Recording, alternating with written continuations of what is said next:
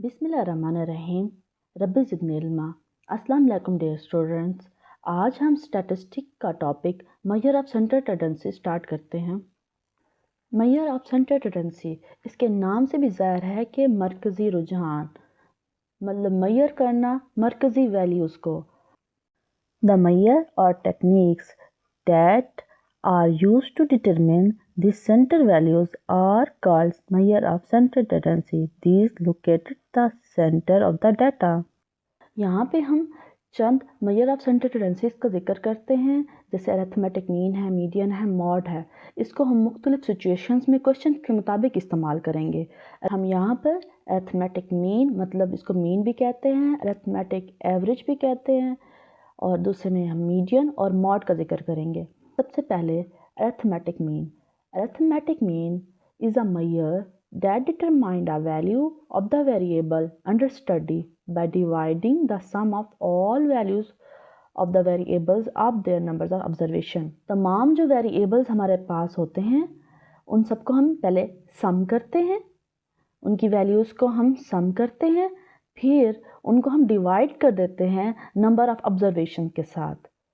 अब देखिए, आप इस फार्मूले में देख सकते हैं कि sum of all values of observation, कि आपके पास जितनी भी ऑब्जर्वेशंस होंगी उनकी वैल्यूज़ को सम करना है और डिवाइड कर देना है नंबर ऑफ ऑब्जर्वेशंस, उनकी तादाद पर हमने उसको डिवाइड कर देना है। तो वो हमारे पास क्या अरिथमेटिक मीन होगा। सैंपल की सूरत में हम ये वाला सैंपल यूज़ करते हैं। ये रोमन लेटर्स है, are use for statistic. A statistical is a characteristic or measures obtained by using the data value from a sample. ये एक स्टैटिस्टिक की खसूसियत है कि आप डाटे को सैंपल की सूरत में लेते हैं और उसको मेजर करते हैं। Median. Median is the middle most observation is an arranged data set.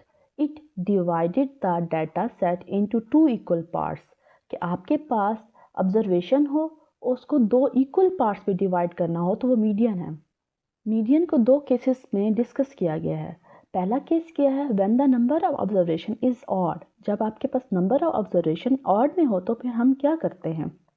For example, हम यहाँ पे लेट कर लेते हैं कि हमारे पास ऑब्जर्वेशन, हम यहाँ पे लेट करते हैं फर्स्ट, सेकेंड, थर्ड, फोर्थ,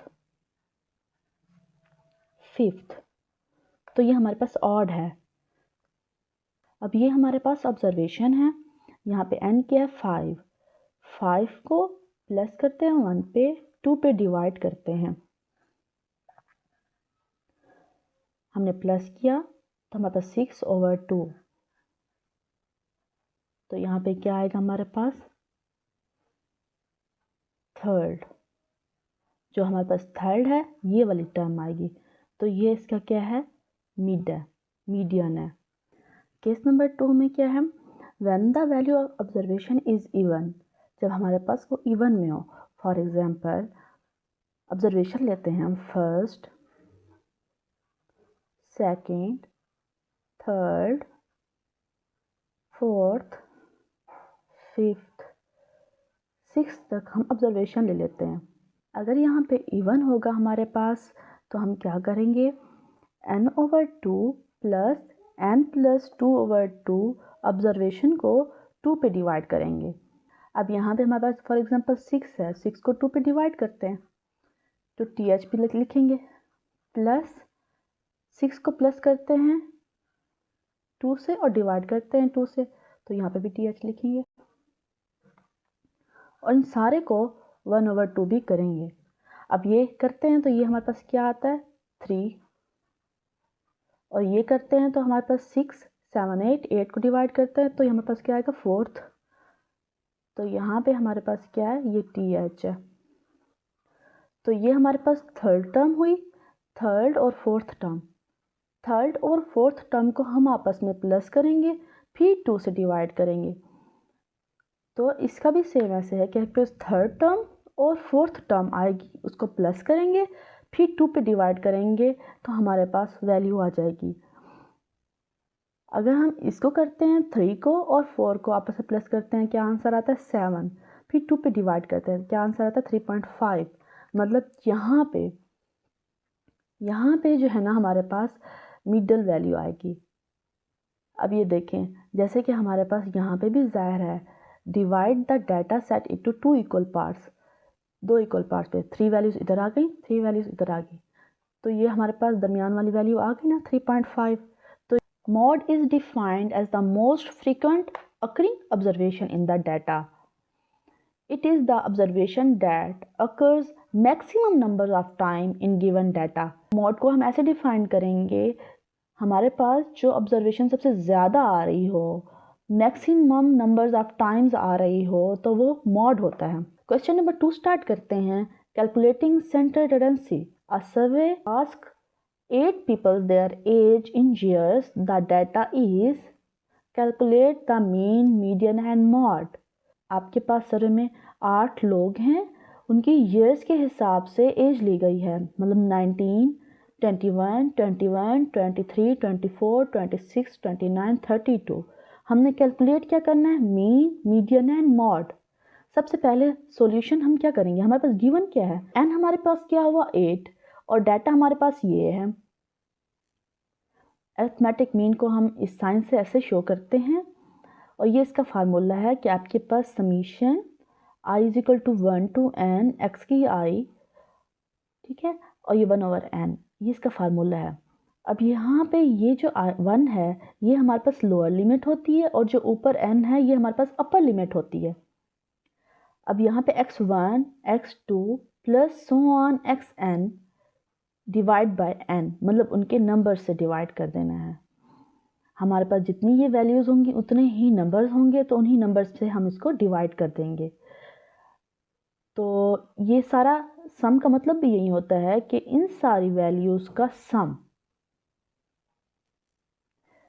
यहाँ पे हम अरिथमेटिक मीन फाइंड कर रहे हैं। अरिथमेटिक मीन में हमने सारी हमारे पास जो ऑब्जर्वेशन थी उन सबको हम यहाँ पे प्लस की सूरत में लिख दिया, सबको प्लस करना है ना, तो ये सबको सम करते हैं और डिवाइड बाय 8 करते हैं, यही तो हमारे पास फार्मूला था। तो हमारे पास जब हम प्लस करते हैं कैलकुलेटर से या कैलकुलेट जब करते हैं तो हमारे पास आंसर 195 आता है डिवाइड बाय 8। जब हम इसको डिवाइड करते हैं 24.375 आता है। तो ये हमारे पास अरिथमेटिक मीन आ गई। तो इंटरप्रिटेशन क्या है इसकी, the average age is 24.4 year. ये जो हमारे पास 3 है इसको हम राउंड ऑफ कर देते हैं, क्योंकि यहाँ पे 5 या 5 से बड़ी वैल्यू आ जाए तो हम राउंड ऑफ कर सकते हैं। तो ये 3 है तो ये 4 हो जाएगा, तो 24.4 ईयर्स। अब हम मीडियन को फाइंड करते हैं। मीडियन हमारे पास यहाँ पे गिवन है n इज इक्वल टू 8 और ये एक इवन नंबर है, ठीक है, जो भी 2 पे डिवाइड होते हैं सारे इवन नंबर्स होते हैं।